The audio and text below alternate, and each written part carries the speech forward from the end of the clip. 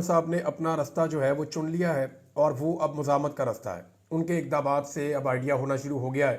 اور دوسری جانب کے جو اقدامات ہیں، جس طرح سے عدت والا کیس آیا، جس طرح سے 2 نئے ججز کے پاس عمران خان صاحب کے 2 مقدمات جو ہیں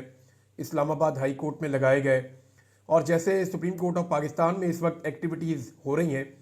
ان ساری چیزوں کو، اور جتنی ایگریسولی جا کر محسن نقوی نے کوشش کی امریکہ کے اندر کہ کچھ بھی کر کے وہ کوئی راستہ نکالیں اپنے لیے اور موجودہ پاکستانی رجیم کے لیے، یا پاکستانی اسٹیبلشمنٹ کے نمائندے کی حیثیت سے وہ وہاں پہ گئے تھے خصوصی ایلچی بن کر، تو جتنی بھاگ دوڑ انہوں نے وہاں پہ کی، اگر ان ساری چیزوں کو آپ پلس مائنس کریں تو دونوں طرف دوبارہ صف بندی ہو رہی ہے۔ اس مرتبہ فرق صرف اتنا ہے کہ پاکستان کی جو حکومت یا اسٹیبلشمنٹ ہے، ان کے سر کے اوپر اس مرتبہ جو بائیڈن کا ہاتھ نہیں ہے۔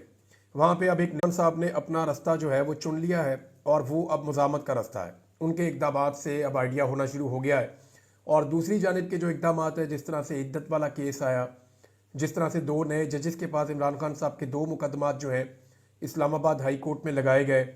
اور جیسے سپریم کورٹ آف پاکستان میں اس وقت ایکٹیویٹیز ہو رہی ہیں، ان ساری چیزوں کو، اور جتنی ایگریسولی جا کر محسن نقوی نے کوشش کی امریکہ کے اندر کہ کچھ بھی کر کے وہ کوئی راستہ نکالیں اپنے لیے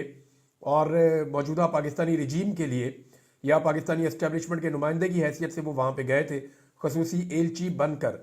تو جتنی بھاگ دوڑ انہوں نے وہاں پہ کی، اگر ان ساری چیزوں کو آپ پلس مائنس کریں تو دونوں طرف دوبارہ صف بندی ہو رہی ہے۔ اس مرتبہ فرق صرف اتنا ہے کہ پاکستان کی جو حکومت یا اسٹیبلشمنٹ ہے، ان کے سر کے اوپر اس مرتبہ جو بائیڈن کا ہاتھ نہیں ہے۔ وہاں پہ اب ایک